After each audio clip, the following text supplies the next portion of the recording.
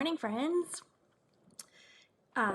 So today I'm going to be chatting to you guys about how to see challenges as opportunities. So if you guys are popping on here live, I would love it if you could say hello, and so I can say hi back to you. And if you're watching later, hashtag replay, so I knew that you saw this video, and so I can come back and say hi to you then. And if you guys are watching this on Facebook, I would encourage you to go over to my YouTube channel once this video is done and hit the subscribe button and the bell to receive notifications for every time that I come live.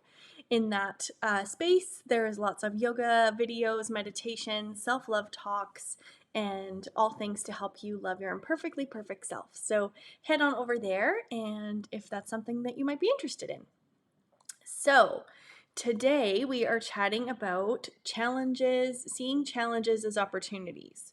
So, this can be really hard. It's not always easy to see challenges as opportunities, but we are going to try our best to do that, and I'm going to give you guys a couple tips. So, I see Joy there. Hello, Joy. I see you. So, challenges are opportunities to learn and grow, right? That is how we experience things in our lives. Challenges always come up in our lives, and it's easy to kind of be fearful of those challenges and shy away from them. However, the thing with challenges is often as though really they are opportunities for us to learn and grow, we often see challenges as having the possibility of failure.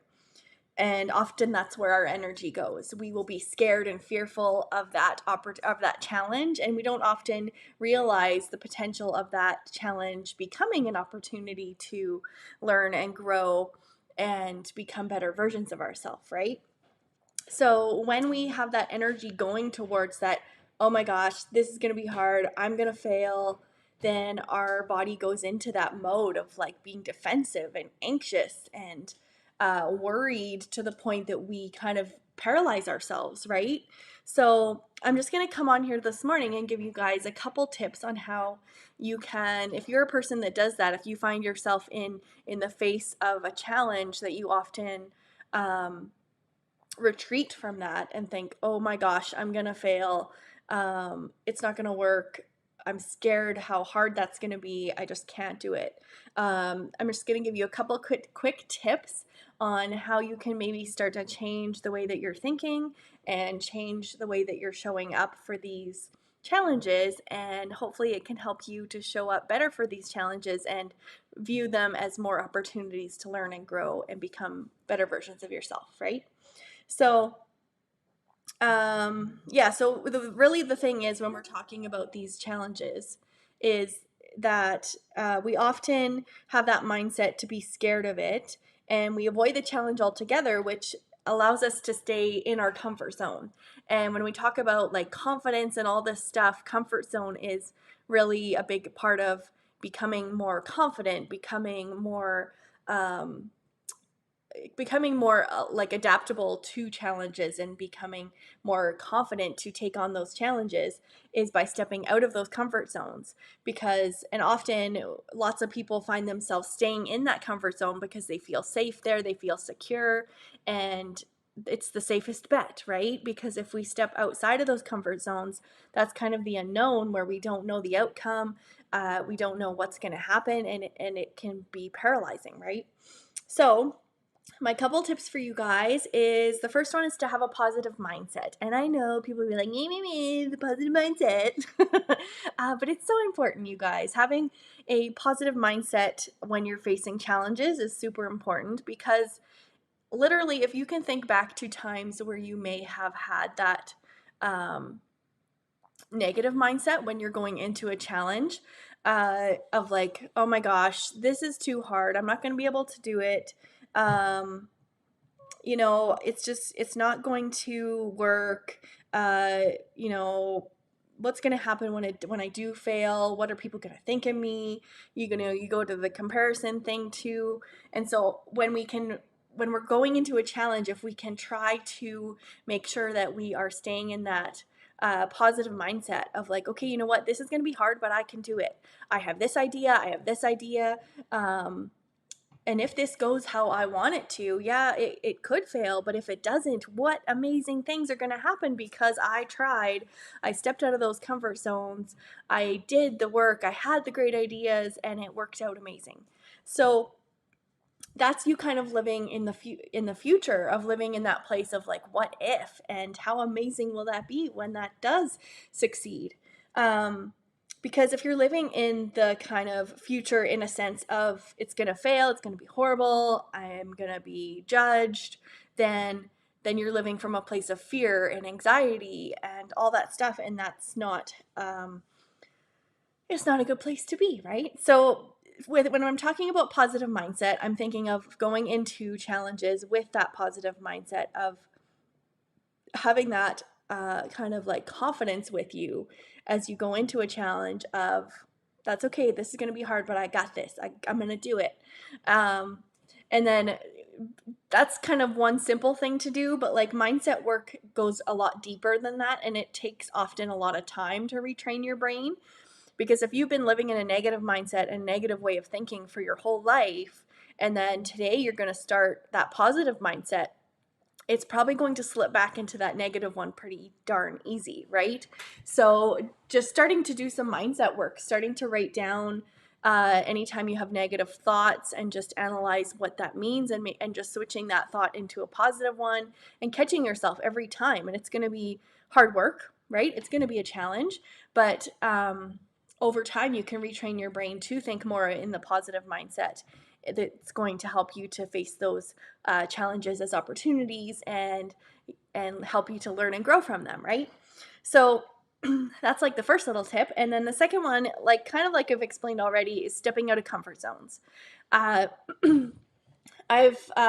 really learned that lesson in the last couple years of doing things that you're not familiar with, or doing things that might scare you, or doing things that might make you look silly. Yes, they are scary, and it would be easier and more comfortable to just stay where you are. But just think of that exact sentence of, what if you stay where you are? What if you never learn or grow, and if you just stay where you are now? Are you going to be happy with that? We should all be learning and growing throughout our whole lives. Like, we have a whole life full of opportunities to learn and grow and become who we are meant to be in this life, right? So for example, I just thought of one in my head of, for example, in the last year, becoming more kind of online presence with my business. Part of that has been doing Instagram Reels, which are super silly most of the time, and I'm usually dancing like a silly fool. And at first I was so nervous about that, putting myself out there in that way. But once I got over that comfort zone and actually did it a couple times, I actually started to have fun with it. And in turn, other people have said that it's inspired them or motivated them, or it's brought them joy, right? And that's definitely, I'm so glad that I've done that now, because it's allowed other people to experience joy and happiness and maybe inspiration or motivation. And if I didn't do those things, then those things wouldn't be happening. So even though comfort zones can be scary to step out of, it's really where we start to learn and grow, right? So my advice to you would be to step out of those comfort zones when you can. And then my third tip for you guys is to stay present. And that's often a hard thing too, because when we're learning about challenges, it's easy, like I said, to start thinking about the future of like, oh my God, what's going to happen when this goes wrong? What are people going to think of me? What am I going to do next? It's going to be awful, right? If you're living in that future negative mindset, then it's not going to work out very well, right? So that's when self-doubt can creep in, and fear, and you're worrying about the future instead of being excited about what could happen if this does go right. So, and when we do that fear and self-doubt, then we start to get those feelings of anxiety, discomfort, stress, all those things.